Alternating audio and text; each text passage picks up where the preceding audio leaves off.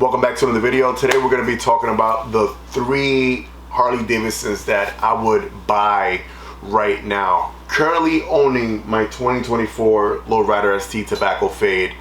What would be the bike that would interest me right now? The reason why I kind of wanted to make this video is because if you guys, for those of you who've been tuned in for the past few years, know that constantly changing my bikes. No, this bike is not going anywhere. No, I'm not selling it.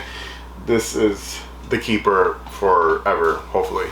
But I am getting the itch again to have a secondary bike again. Like I don't know what it is. It's that, and then I also just wanted to have this discussion with you because some of you guys out there have multiple bikes. Some of you guys are always asking me, hey, what would be a better alternative to what I have now, or would this be better or whatnot? So that's why I kind of wanted to make this video.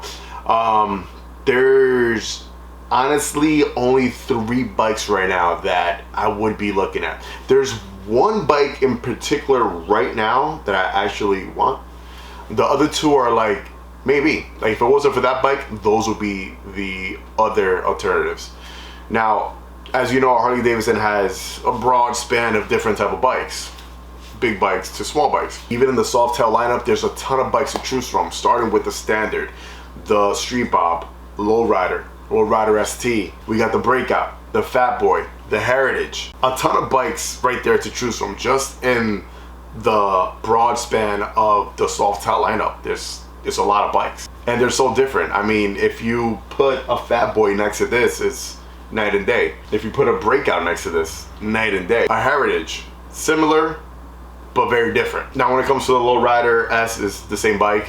Street bob, very similar, but kind of in that same type of look. When it comes to touring, you have the Road King, because they put the Road King back in touring again. I don't know if you guys saw that. You got the Street Glide, you got the Road Glide, Limited, and then the Ultra. Adventure touring, we already know we have the Pan America, super cool bike. And then lastly, in the sport catalog, we have the Nightster, the Nightster Special, and the Sportster S. So a ton of bikes to choose from. And let me remind you that there are bikes that have been cut off in the last few years. So there was even a lot more besides this. Now really quick, before I go and tell you guys which are the 3 bikes or which one is the #1 bike, I'm gonna take like a 10-second little breather right here, and I'm gonna let you just type away right now. Comment real quick the top 3 bikes which you think I'm gonna say, like right now. I guess we'll count out. I didn't even have my coffee here. I've been sipping on my coffee in these little few seconds. Time's up. What are the 3 bikes that I would be looking at right now if I was in the market to buy a bike right now in this instant? We're gonna have to go with, we'll start from number 3 to number 1, right? I would say the Heritage will be in the number 3 spot. It gets the copper right now. I think the Heritage is a bike that gets overlooked so much, and I'm actually going to be doing an in-depth detailed video on the Heritage because lately I've just been so impressed with the Heritage and everything that that bike has to offer. It is such a good bike. It gets overlooked so much, and I don't know what it is. And a lot of people who go on the internet or are constantly writing on feedback on different pages on how Harley should be making a classic looking bike. Then you got the Heritage, and that has classic and that has nostalgia written all over it. If you look at all the bikes, that has been the bike that you could kind of throw back to the 80s, 70s, 60s, 50s, and you'll have a bike that looks kind of just like that. The only bike. Just think about it real quick. I'm gonna post this picture up right here so you guys can take a look. I mean, it is such a classic looking bike, and the new modern one is just so nice. And for the past few years, people have just been overlooking the Heritage so much, including myself. It is such a good bike. I mean, it covers everything. It has the detachable windshield in the front, which I absolutely love. It has the bags. Now, I would say I'm not a huge fan of the bags. I think if they were even to go back and retro the look of the old bags, more of a flatter style, not so boxy like the new ones now, I think that would even be even better. Or just, let's just maybe redesign the bags, if anything. If that. I'll go that far. I'll cross that bridge. But it has the windshield in the front. It has the bags. The riding triangle is amazing. Super comfortable to ride. The ultimate cruiser. When you think about cruiser, the Heritage belongs right there. And it's so comfortable. I've been on that bike quite a few times. It's very comfortable to ride. It's like the jack of all trades, if you could say. I think that's pretty safe to say about the Heritage. It's such a good looking bike. And then the paint schemes that they usually have for them are pretty good as well. I love the wheels on the bike. It's such a they have such a classic tone to them, you know. And it's a bike that people overlook at the time and don't make it to huge projects, which has me thinking, how dope would it be to take a Heritage and kind of put my taste and funk into it, just switch it up, you know. It has a classic look, but it's modern. But if I add my touch to it and somehow change a bunch of things around, but kind of keep it to its classic dynamic look that it has, that might be really cool. I mean, can you imagine a Heritage with a bunch of carbon parts on it? Different style bags. I would definitely keep the windshield in the front because I just love that look. I love the bar setup in the front. The light bar setup is dope. Everything about that bike is just awesome. And yet, we overlook it so much. I don't know. But I will be doing an in-depth review on that bike. I will be taking it out. I want to ride it. I want to give you guys that feedback from the rider on it. Give you some ideas of what I would do to it. And I think more people should start doing more stuff with the Heritage. It's cool. Anyways, number 2. What would be my second pick right now? This one might be a little too obvious. It will be the Road Glide. I mean, the Road Glide to me is just the best touring model out there. I mean, what the Road Glide has become in the last few years, and it has left the Street Glide in the dust. The Street Glide used to be the #1 selling bagger, and now the Road Glide is. Yes, we need to thank King of the Baggers for that. You know, the King of the Baggers had so much to do with this new movement of performance baggers, performance bikes. It all goes down to the Road Glide. And people ask all the time, well, why does everybody have a Road Glide? And so everybody, oh, you're gonna get a Road Glide, this and this, and everybody has a Road Glide. It's such a good looking bike. It checks off all the boxes for me. And you're looking at a guy who had a Road Glide. I did a ton of shit to that bike, man. And I was kind of nowhere near done. When I got rid of it, I was nowhere near done with that project. But I mean, we're also never done with a project. Yeah, it's never ending. But it's such a good bike, especially the new redesigned Road Glides are so good. When it comes to comfort, the design language in that bike is so good. So good. And I know some of you guys are still getting accustomed to it.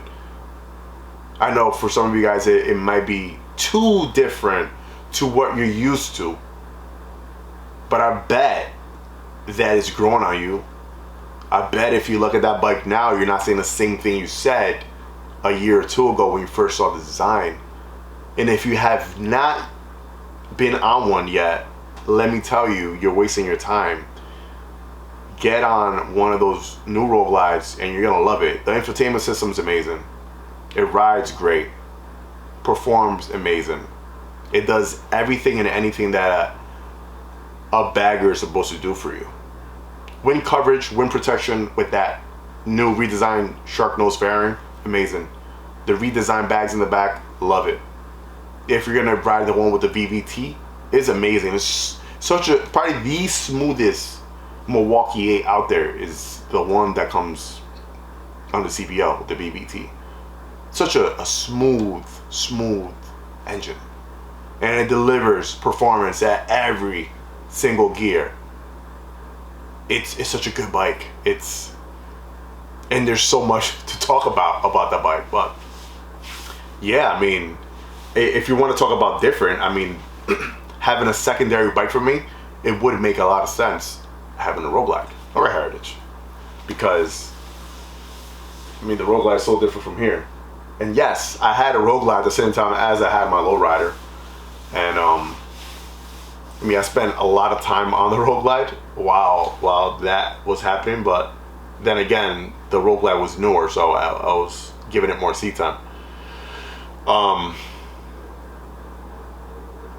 It would be, second place would be the Road Glide. Now, first place, because I know some of you guys probably thought the Road Glide would probably be in first place, and it wasn't.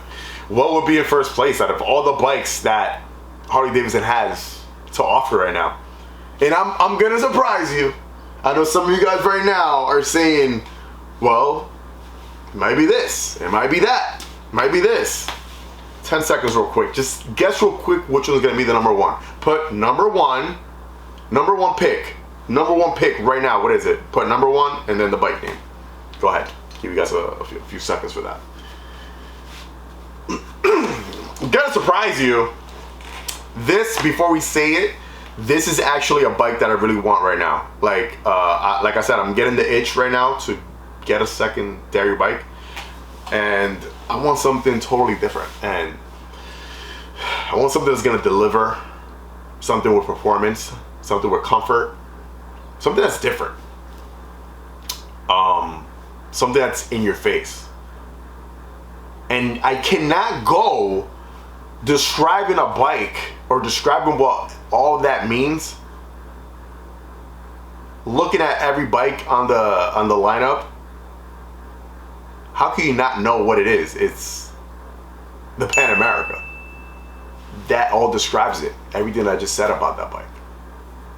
It just stands out on its own stance. It's its own pedigree. It's something that people don't appreciate yet.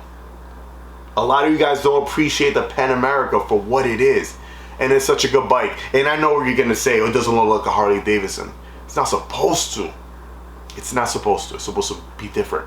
It's supposed to deliver different. It's anything and everything. I spent a lot of time on that bike, and it rips. Performance wise, it blows a lot of bikes out of the water. Comfort wise, I mean, we're talking about a stock seat. Feels great. Feels amazing. The light design in the front, the way they did the light bar in the front, I love it. The big tank, I just love the way it just flows through the back. The wheels look great,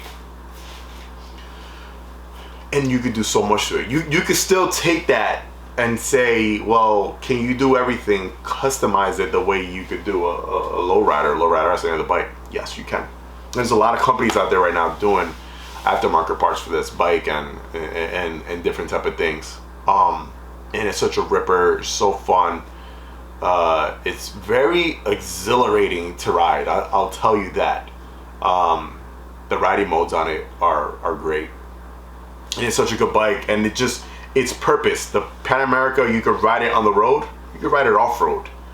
You could be on a beach right now, or you could be cruising on the highway. You could be cruising down your road and be like, oh wow, it looks like a nice little trail. Let me hop on that real quick. You could do that on that bike.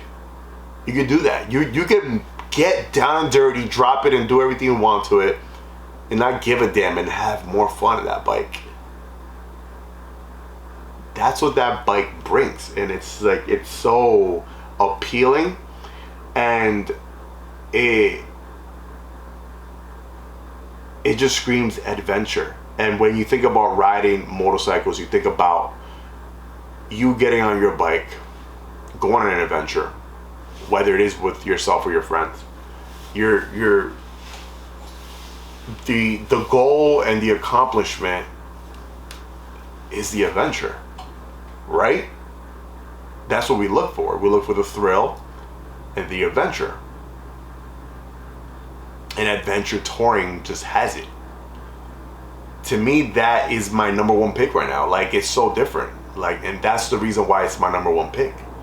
It's such a beautiful bike. It's so dope, man. It's so good. Such a good bike. And let me tell you something. They had a CVO at my local dealership at Bergen a few months back. And I walked around for like a whole week. I went in there like 3 times that week. And I would just go up there to look at that bike because I was like, that's the one I would get. I would get the CVO one because for that price, first of all, it was used. So I was getting a little deal on it.